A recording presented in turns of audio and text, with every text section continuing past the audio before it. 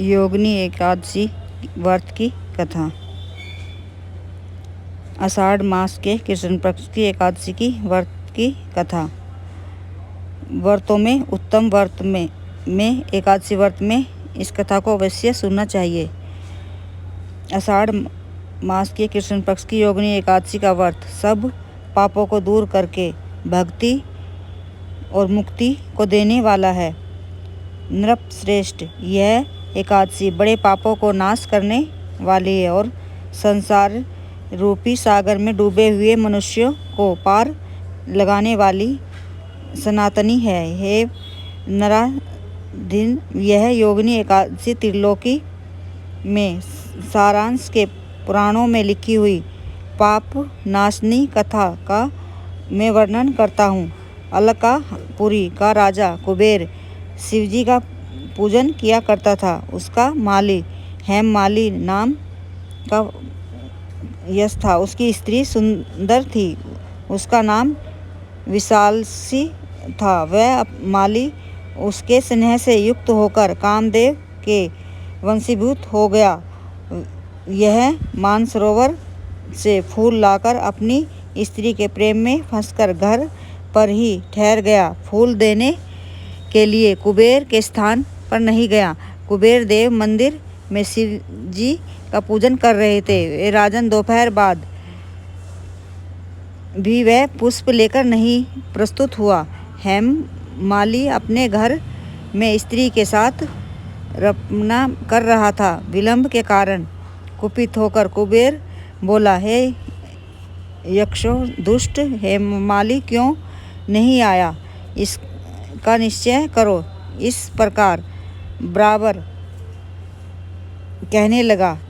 यश बोले, हे नृप, यह स्त्री का प्रेमी अपने घर अपनी स्त्री के साथ खेल रहा था। इस वचन को सुनकर कुबेर क्रोध में भर गया। शीघ्रता से हेममाली को बुलाया और देर हो जाने के कारण वह माली को भय से व्याकुल होकर वहां आया। कुबेर को नमस्कार करके सामने खड़ा हो गया।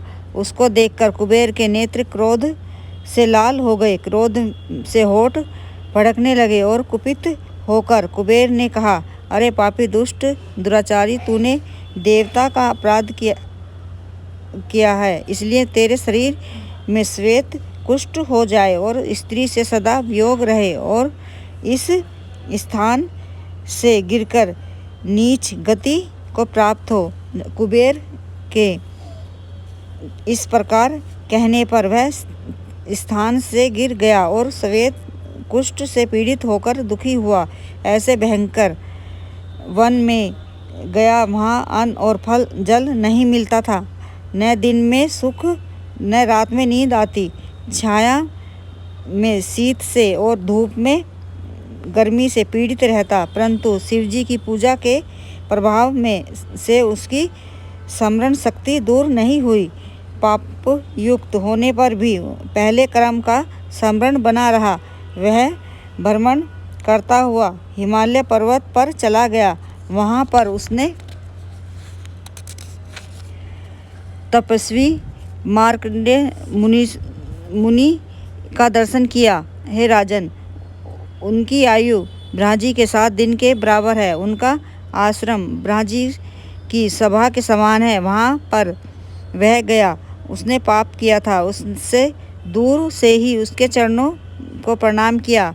परोपकारी मार्कंडेय मुनीश्वर ने उसको कुष्ठी देखकर उसे बुलाकर यह कहा, तुम्हारे कुष्ठ कैसे हो गया? तुमने कौन सा बुरा काम किया है? इस प्रकार मार्कंडेय जी के पूछने पर बोला, मैं कुबेर का सेवक हूँ।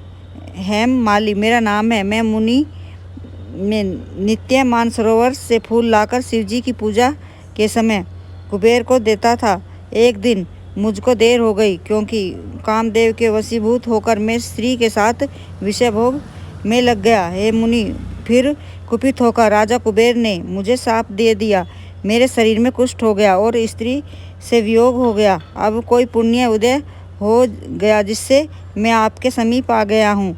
सज्जनों का चित्त स्वाभाविक परोपकारी होता है। इसलिए हे मुनि श्रेष्ठ, मुझे पापी को उपदेश दीजिए। मार्कंडेय जी बोले, तूने सत्य कहा है, झूठ नहीं बोला, इसलिए शुभ फल देने वाले व्रत का मैं उपदेश करूँगा। हे आषाढ़ कृष्ण पक्ष की योगिनी एकादशी नाम की एकादशी का व्रत कर। इस व्रत के प्रभाव से निश्चय ही तेरा कुष्ठ दूर हो जाएगा। मुनि के इस वाक्य को सुनकर उसने पृथ्वी पर प्रणाम किया। मुनि ने उसको उठाया, तब वह बहुत प्रसन्न हुआ।